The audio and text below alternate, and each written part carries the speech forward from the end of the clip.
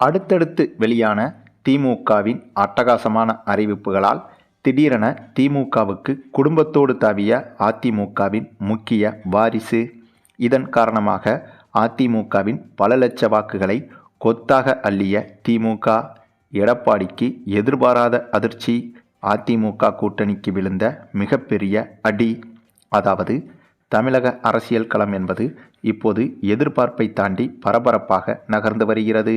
அதற்கு காரணம், ஒரு பக்கம் திமுகவும் திமுக கூட்டணி கட்சிகளும் தீவிரமாக பிரச்சாரத்தை செய்து வருகிறது. மறுபக்கம் அதிமுகவும் அதிமுக கூட்டணியும் தீவிரமான பிரச்சாரத்தில் ஈடுபட்டு வருகிறது. மற்றொரு புறம் விஜயின் கட்சியும் தங்களுக்கு தெரிந்த அரசியலை செய்து வருகிறது. இந்த சட்டமன்ற தேர்தலில் திமுக, அதிமுக, விஜயின் கட்சி உள்ளிட்ட இந்த 3 கட்சிகளுக்குத்தான் கடுமையான போட்டி இருக்கும் என்ற கருத்துக்களும் நிலவி வருகிறது. அதுவும் சமீப நாட்களாக வெளியான கருத்து கணிப்புகளில் விஜயின் கட்சிக்கு ஓரளவுக்கு வாக்கு சதவீதம் அதிகரித்து வருவதையும் காண முடிகிறது. அதே சமயம் தமிழகத்தில் மோடியின் வருகைக்கு பிறகு அதிமுக கூட்டணியும் பலமாகத்தான் இருந்து வருகிறது. ஆகவே ஆளும் கட்சியான திமுக இப்போது இந்த முறையும் சட்டமன்ற தேர்தலில் வெற்றி பெற வேண்டும் என்றால் புதிய கட்சியான விஜயின் கட்சியையும் சமாளித்து தான் வர வேண்டும். அதே சமயம் பலம் வாய்ந்த அதிமுக கூட்டணியையும் சமாளிக்க வேண்டும். அதிமுக மற்றும் விஜயின் கட்சி, இந்த 2 கட்சிகளையும் தாண்டிதான் திமுக அரசியல் செய்தாக வேண்டும். அதாவது அதிமுக மற்றும் விஜயின் கட்சி, இந்த 2 கட்சிகளும் திமுகவின் எதிர்ப்பலைகள் ஓட்டுக்களை கைப்பற்ற நேரிடும். அதே சமயம் திமுகவின் ஓட்டுக்கள் சில இந்த கட்சிகளுக்கு செல்வதற்கும் வாய்ப்புகள் இருக்கிறது. ஆகவே இத்தனை விஷயங்களையும் கடந்துதான் இந்த தேர்தலில் திமுக வெற்றி பெற்றாக வேண்டும். அதனால்தான் தற்போது முதல்வர் ஸ்டாலின் அவர்கள் அடுத்தடுத்து பல சர்ப்ரைஸான அறிவிப்புகளை தமிழக மக்களுக்கு கொடுத்து வருகிறார். குறிப்பாக சமீபத்தில் அறிவிக்கப்பட்ட மகளிர் உரிமை தொகையான 5000 ரூபாய் என்பது தமிழக மக்களுக்கு மிகப்பெரிய சர்ப்ரைஸாக இருந்தது. இந்த ஒரு அறிவிப்புக்கு பிறகு திமுகவின் வாக்கு வங்கி என்பது திடீரென உச்சத்தை தொட்டது. ஆமாங்க, மகளிர் உரிமை தொகை 5000 ரூபாய் என்பதை ஒவ்வொரு ரேஷன் கார்டுக்கும் நேரடியாக வங்கி மூலமாக வந்து சேர்ந்த விஷயம் திமுகவுக்கு மிகப்பெரிய பலமாக மாறியிருக்கிறது. இந்த ஒரு 5000 ரூபாய் அறிவிப்புக்கு பிறகு வெளியான கருத்து கணிப்புகளில் திமுகவின் வாக்கு சதவீதம் திடீரென அதிகரித்துள்ளது. கிட்டத்தட்ட 8 முதல் 12% வரை கூடுதலாகியுள்ளது திமுகவின் வாக்கு சதவீதம். ஏற்கனவே 30%த்திற்கும் அதிகமாக இருக்கும் திமுகவின் வாக்கு சதவீதம் இப்போது 40%த்திற்கும் அதிகமாகிவிட்டது. இந்த நிலையில்தான் நேற்றைய தினம் முதல்வர் ஸ்டாலின் அறிவித்த மற்றொரு அறிவிப்பு என்பது எதிர்க்கட்சியான அதிமுகவையும் விஜயின் கட்சியையும் மேலும் கதிகலங்க வைத்துள்ளது. ஏனென்றால் முதல்வர் ஸ்டாலின் அவர்கள் அண்மையில் நிகழ்ச்சி ஒன்றில் பேசும்போது, இந்த மகளிர் தொகையான 5000 ரூபாய் அறிவிப்பு என்பதெல்லாம் சாதாரண அறிவிப்பு தான் என்றும், இதைவிட மக்களுக்கு மிகப்பெரிய சர்ப்ரைஸான அறிவிப்புகள் 2 அறிவிப்புகள் காத்திருக்கிறது என்றும் ஸ்டாலின் கூறியிருந்தார். அதுதான் திமுகவின் பிரமாஸ்திர அறிவிப்புகள் என்றும் ஸ்டாலின் கூறியிருப்பது அதிமுகவையும் விஜயின் கட்சியையும் கலங்கடித்துள்ளது.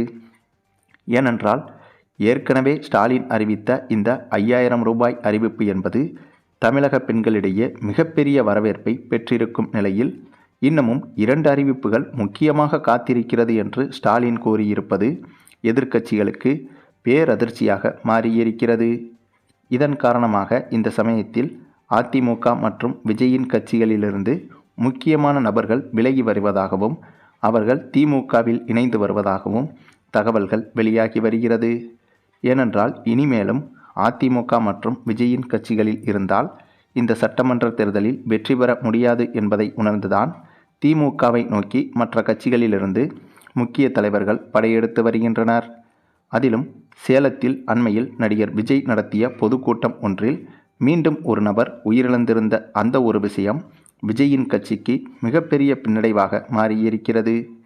ஏற்கனவே கரூர் விவகாரத்தில் பல உயிர்கள் பறிபோனதில் இருந்து இன்னமும் விஜய் கட்சி பாடம் கற்றுக்கொள்ளவில்லை. ஆகவே விஜயின் கட்சி கூட்டத்திற்கு சென்றால் மரணம் என்பது தவிர்க்க முடியாத ஒன்றாக மாறி வருவதுதான் மிகவும் ஆபத்தாகவும் இருக்கிறது. மேலும் இந்த சேலத்தில் நடந்த கூட்டத்தில் மரணித்த அந்த ஒருவர் இந்த கூட்டத்திற்கு வந்ததால் தான் இறந்துள்ளதாக தகவல்கள் வெளியாகியுள்ளது. ஏனென்றால் இவர் இறந்த விஷயத்திற்கு பிறகு இவருக்கு ஹார்ட் அட்டாக் வந்து இறந்தார் என்று விஜய் கட்சியின் தரப்பில் கூறப்பட்டு வந்தது. ஆனால் அப்படியெல்லாம் இல்லை என்றும், கூட்டத்தில் கலந்து கொண்டதாலேயே அந்த நபர் மயக்கமடைந்து இறந்துவிட்டதாகவும் அந்த நபருடைய உறவினர்கள் கூறி வருகின்றனர். ஆகவே இது குறித்த விசாரணையை செய்து வரும் காவல்துறையினர் சரியான ஆதாரங்களை கைப்பற்றிவிட்டால், அதாவது விஜய்க்கு எதிரான சரியான ஆவணங்களை கைப்பற்றிவிட்டால் விஜய் அவர்கள் கைது செய்யப்படுவதற்கும் அதிக வாய்ப்புகள் இருக்கிறது. ஆகையால் அதிமுக போன்ற கட்சிகளிலிருந்து முக்கியமான நிர்வாகிகள் விலக வேண்டும் என்று எண்ணினால் இப்போது விஜயின் கட்சிக்கும் அவர்கள் வர முடியாத சூழலை விஜயின் இத்தகைய செயல்பாடுகள் உறுதி செய்து வருகிறது. ஆகவேதான் விஜய் கட்சியும் இப்போது மக்களின் நம்பிக்கையை இழந்து வருவதால் விஜயின் கட்சியிலிருந்தும் அதிமுக கட்சியிலிருந்தும் முக்கிய நிர்வாகிகள் பலர் திமுகவை நோக்கி சென்று வருகின்றனர்.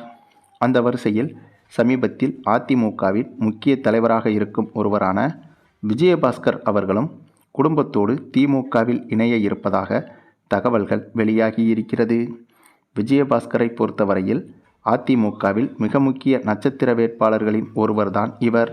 இவர் மட்டும் திமுகவில் இணைந்து விட்டார் என்றால் கண்டிப்பாக திமுக சில லட்ச வாக்குகளை எளிதாக அதிகரித்துவிடும். அதேபோல அதிமுகவுக்கு அந்த சில லட்ச வாக்குகள் என்பது பறிபோய்விடும். மேலும் டிடிவி தினகரன் அதிமுக கூட்டணியில் இணைந்தது என்பது விஜயபாஸ்கர் உள்ளிட்ட ஒரு சில முக்கிய தலைவர்களுக்கு உடன்பாடு இல்லை என்ற கருத்துக்களும் நிலவி வந்த இந்த நிலையில்தான் திமுகவின் அடுத்தடுத்த மாசான அறிவிப்புகளும் திமுகவின் வெற்றியை உறுதி செய்து வருகிறது. இதனாலேயே இனிமேலும் அதிமுகவில் இருந்தால் வெற்றி வாய்ப்பு கிடைக்காது என்றும், அதேபோல பதவியிலும் நீடிக்க முடியாது என்பதையும் உணர்ந்து திமுகவில் இணைவதற்கு விஜயபாஸ்கர் தயாராகிவிட்டார் என்ற தகவல் வெளியாகியிருக்கிறது.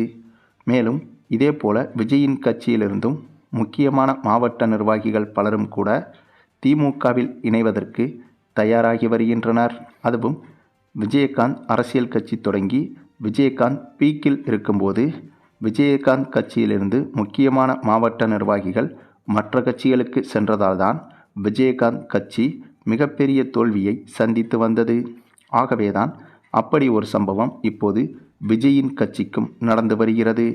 ஆகவே முதல்வர் ஸ்டாலினின் அடுத்தடுத்த மாசான அறிவிப்புகள் என்பது அதிமுகவுக்கும் விஜயின் கட்சிக்கும் மிகப்பெரிய பாதிப்பை ஏற்படுத்தி வருகிறது என்பதற்கு இது போன்ற சில விஷயங்களும் உதாரணமாக மாறி வருகிறது.